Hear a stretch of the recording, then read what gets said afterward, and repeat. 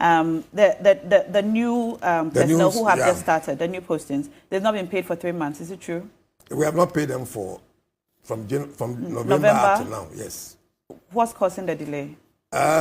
Normally for service personnel who start their national service, the first 2 months, I'm sure every service person is aware, because when we go for what we call pre-service on-campus orientation, we tell them, it is not as if these are like permanent staff where their system has been mechanized.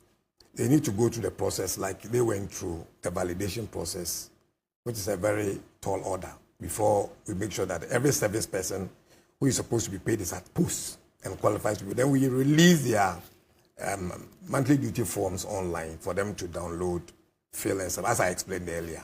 Then we pay them. Once government makes available money to us through the Control and Accountant General Department, so we pay when them. Are you going to pay them?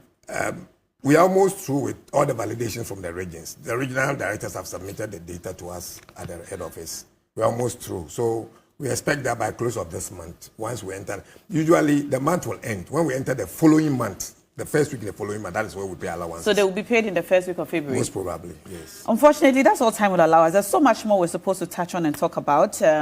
They have complained about some dues that you're supposed to disburse to the leadership. They said the numbers were less than what we sent. The numbers, what we sent were Just what quickly. we received.